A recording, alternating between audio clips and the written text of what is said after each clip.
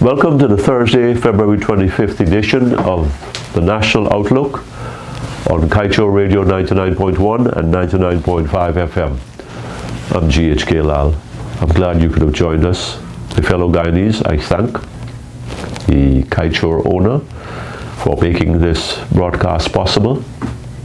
I thank Mr. Joshua Van Slykeman, whose voice you know from Daily Radio, for assisting me with the production in what you hear. On this Thursday, we have to talk about something that is embarrassing to us. It's embarrassing to me. Domestic violence. Our people, mainly women, and of course the children, with a few men thrown in, are hurting. They live with terror. They live with pain. They live with all kinds of traumas.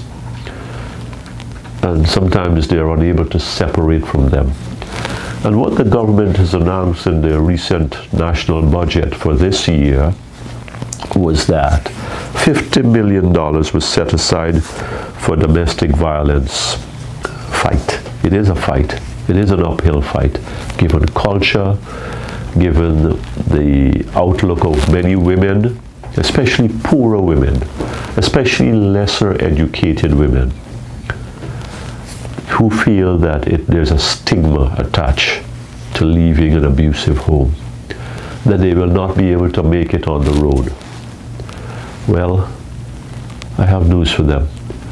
Many Guyanese immigrants have gone backtrack and front track to the US, to Canada, to Suriname, to Venezuela, and they're left with nothing. Sometimes they don't even speak the language, as in Venezuela or in Brazil, and they've managed to survive. They've managed to even prosper, more than survive. I know women who have done that, many women. I know very poor people who have done that. But our abuse victims need a helping hand. And what the government has said it's doing, it's setting aside some of this money for organizations like Help and Shelter so that they can share with victims, or victims can feel comfortable sharing with them.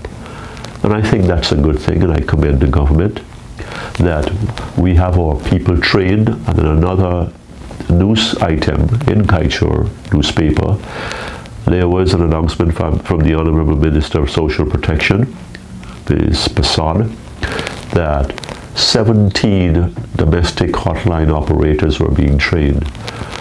When a traumatized and battered and traumatized person calls on a line, they've got nothing left.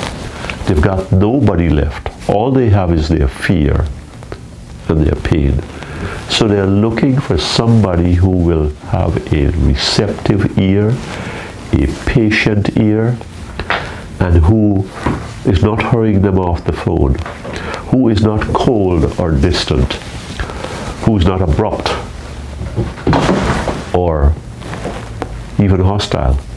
Somebody who's welcoming, somebody who they establish a relationship with, and it goes two ways, and in which they feel comfortable to communicate in because they trust that person. I think that these are good initiatives. I think we've made starts. We need to make some bigger steps now. $50 million will go a far way. The news report talk about protocols and procedures and operational procedures that are part of the language of government and bureaucratic communication. But what it means is that we're looking for ways to help our people. And I commend the government. I like this. We like to see the money being put to good use. Our policemen, our counselors, our hotline operators, our organizations like Help and Shelter, who are dedicated to providing help, that they are better equipped, they are better financed to do a little bit more, perhaps to do much more, perhaps to save a life and to make a difference in the lives of battered women, battered families, including battered men.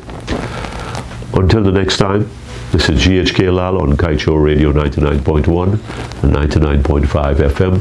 Thank you for joining us on the National Outlook.